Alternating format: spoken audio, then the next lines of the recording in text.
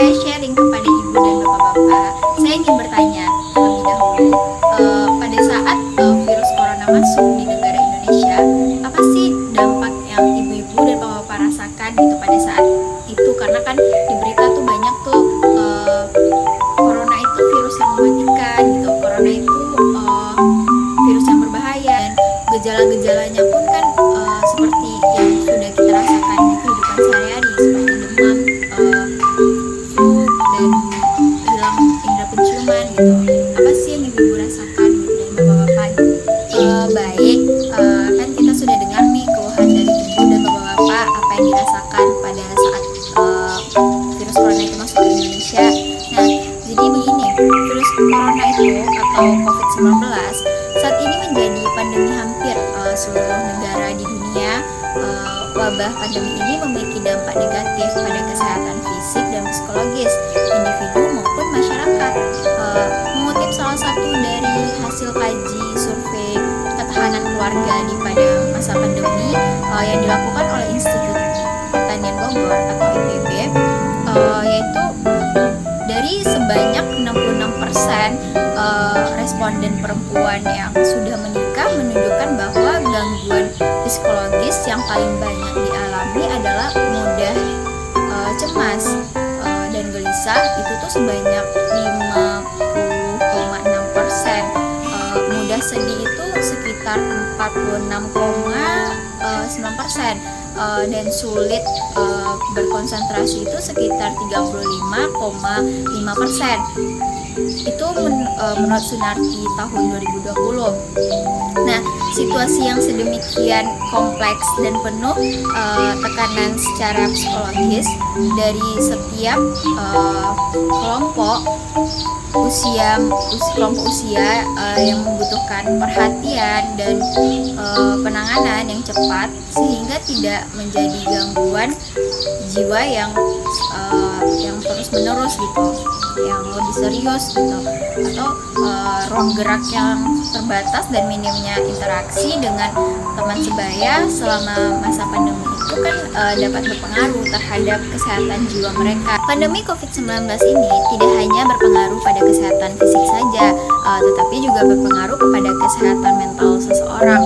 Nah, berbagai permasalahan yang terjadi pada COVID-19 ini dinilai menjadi sumber stres baru bagi masyarakat, dan pada aktivitas seperti karantina, isolasi mandiri, dan menjaga jarak itu mempunyai pengaruh terhadap kesehatan psikologi seseorang, serta memunculkan reaksi seseorang pada pandemi itu sendiri. Meningkatnya rasa kesepian dan berkurangnya interaksi sosial menjadi salah satu faktor resiko pada gangguan mental. Nah, seperti itu skizofrenia dan depresi mayor. Nah, di mana skizofrenia itu adalah gangguan yang mempengaruhi kemampuan seseorang untuk berpikir. Nah, sedangkan depresi mayor itu tuh adalah suatu gangguan kesehatan mental yang ditandai dengan suasana hati yang terus tertekan atau kehilangan minat dalam aktivitas, menyebabkan penurunan yang signifikan dan kualitas hidup sehari-hari. Faktor lain juga dapat memicu gangguan, yaitu stigma dan diskriminasi terhadap orang yang terinfeksi dan tenaga kesehatan yang menjadi garda terdepan. Di Indonesia, stigma itu sendiri dan diskriminasi itu nyata adanya. Wujud stigma dan diskriminasi itu yang dirasakan seperti menghindari dan menutup pintu saat menemui tenaga kesehatan, diusir dari tempat tinggal, dikucilkan, dilarang menggunakan fasilitas umum, dilarang menikahi mereka, dan ancaman seperti diceraikan oleh pasangan. Selain itu, ada faktor lain, yaitu seperti krisis ekonomi yang terjadi pada pandemi ini dapat memperbesar resiko bunuh diri terkait dengan kasus PHK. Banyak tuh orang yang kena PHK kan, contohnya pasti bapak yang berada di sini pasti ada yang kena PHK. Gangguan dan tekanan ekonomi masyarakat, serta kayak rasa tidak peduli, putus asa, dan tidak berharga memicu orang lain untuk melakukan tindakan bunuh diri. Nah, apakah ada di sini ibu-ibu dan bapak-bapak yang merasakan hal seperti itu gitu?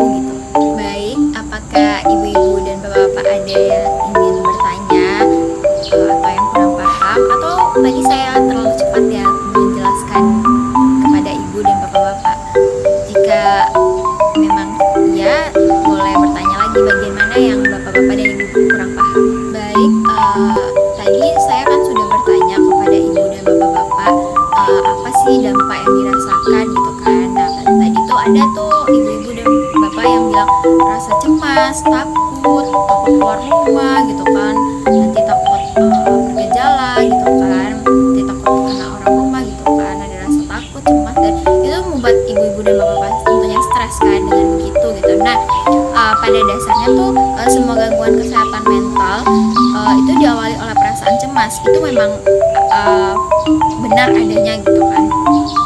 Menurut Sadok dan kawan-kawan tahun 2010 itu, kecemasan adalah respon terhadap situasi tertentu yang mengancam dan merupakan hal yang normal terjadi.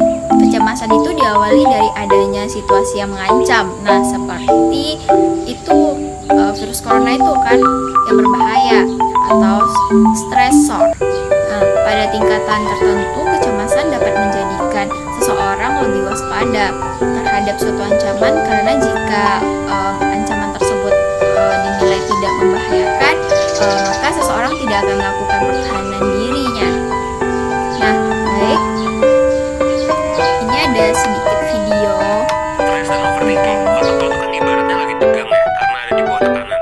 Untuk nyelesain ini, ada baiknya lo ngelakuin sesuatu yang bisa ngelonggarin tekanan dan melemaskan ketegangan itu. Salah satu caranya adalah dengan meditasi. Nah, meditasi ini adalah teknik untuk bisa rileks, fokus, dan secara perlahan mengurangi tekanan atau stres yang ada di pikiran lo. Ya, bisa berupa stres, bisa berupa kecemasan, atau juga overthinking. Tadi kan ibu-ibu dan bapak-bapak sudah menonton tuh video yang sudah saya perlihatkan. Nah, ini saya ada nih cara mengatasi proses terjadinya kecemasan itu gitu, bagaimana gitu. Nah, ada 4. Nah, yang pertama tuh evaluation situation, yaitu individu menganggap bahwa COVID-19 itu adalah rangsangan yang berbahaya atau yang disebut dengan ancaman. Nah, lalu selanjutnya perception of situation, yaitu individu menilai bahwa COVID-19 itu dipengaruhi oleh sikap, pengetahuan, kemampuan, dan pengalaman masa lalu. Nah, lalu ada anxiety stage reaction, yaitu reaksi kecemasan sesaat yang terkadang itu diikuti oleh reaksi fisiologis karena mendapatkan informasi tentang dampak virus COVID-19 itu, dan misalkan seperti ketika mendengar berita itu detak jantungnya langsung cepat gitu, gitu kan ibu-ibu bapak-bapak gitu kan, dan kayak keringat bermunculan gitu kan, tuh kulit merah gitu kan mendengar berita COVID-19 itu bisa membunuh saya, dan nanti ketika saya meninggal tuh nanti saya tidak bisa dilihat oleh keluarga saya tidak bisa mengantarkan saya ke tempat peristirahatan terakhir gitu kan. Nah, terus ada tuh yang terakhir cognition reappraisal gitu kan. Itu tuh menilai kembali situasi yang mengancam dan melakukan usaha untuk mengatasi, mengurangi, menghilangkan gitu kan perasaan terancam dengan aktivitas kognisi dan motorik. Nah, itu ibu-ibu, bagaimana seharusnya dalam menghadapi pandemi itu? Begini, setiap masyarakat itu harus memiliki sikap yang namanya tuh resilience gitu kan, dalam menghadapi situasi pandemi yang penuh ketidakpastian ini.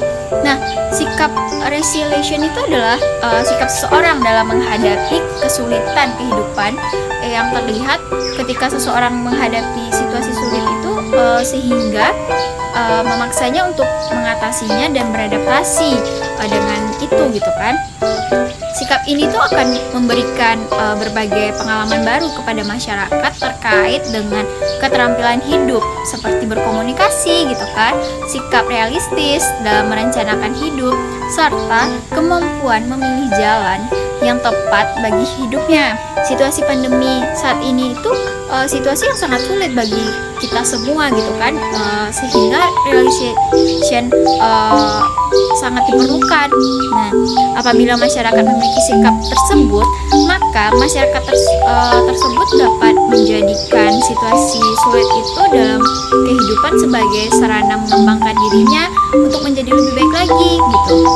Dari hasil sharing saya kepada ibu-ibu barusan, itu tuh ada nggak ibu-ibu yang ingin bertanya atau yang ingin menceritakan keluhannya itu selama pandemi ini? Kan pandemi ini kan udah hampir mau masuk 2 tahun ya Bu, kita didatangkan new normal gitu, era baru gitu kan, dan kita tuh emang kayak masker ini gitu kayaknya emang harus kita terapkan dalam kehidupan.